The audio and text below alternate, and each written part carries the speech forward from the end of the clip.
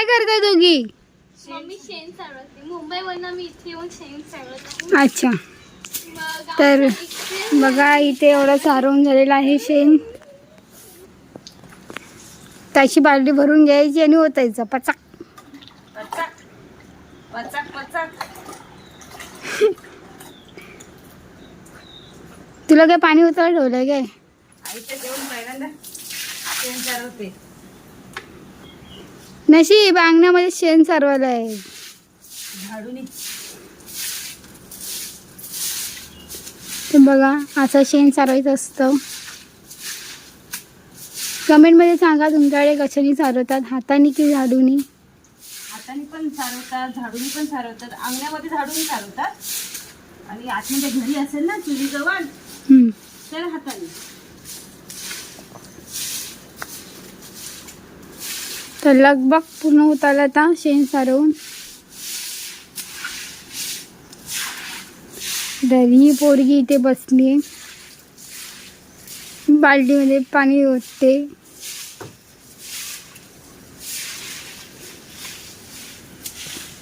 तर आता जिथे इथे सुकत चाललंय. कुठे कुठे सुकलं, कुठे कुठे ओलं आहे.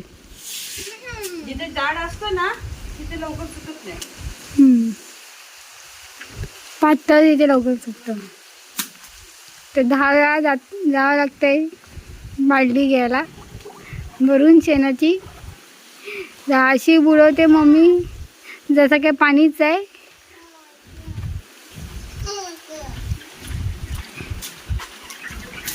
म्हणजे मला समजत नाही कसं सारवायचं. आपलं सारवायचं म्हणून सारवतो. त्या अशा टाकीमध्ये ओतायचा आणि सारवायचा. टाकी घ्यायची. इथे सुका शेण आहे आणि हा ओला शेण हाताने. नाही काय बोलता? जा ना इथे सारव ना. मी नाही. वासाने नको वाटतं. तर आमच्याकडे गायींची कमी नाही तरी पण शेण भेटत नाही.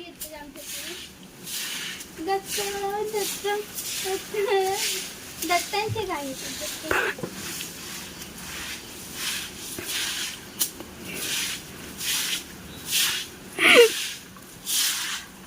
कोणाच्या गायी येतात? दत्तांच्या मध्ये. दत्तांच्या. दत्त महाराज. तरी येडी. थंड पाणी खाल्ला. तर बघा तुम्ही हात पुन्हा भातून माझं हवं आहे. फाउंडेशन कुठे कुठे हे झालंय ना मग असं लिपायचं. हिनी हे केला नाही, मी काय देऊ? खड्डे पाडला नाहीत. ही आणि लकी हे बघ. सुकलं तिथं शेण. तर काही दिवसांनी कोरियन येणार आहे आपल्या घरात. हो, मी जाईन तेव्हा कोणाला तरी घेऊन येईन.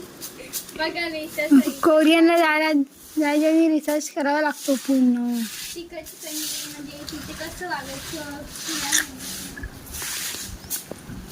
तर आता तू कोणत्या स्टँडर्डला आहेस? कोरियनला जात असती? नाही मोठी झाल्यावर जाईन. काय तू पण पप्पाने घेऊन जाईन साऊथ कोरिया की मम्मीला. आई साऊथ कोरियाला जाऊन शेण सारवणार आहे.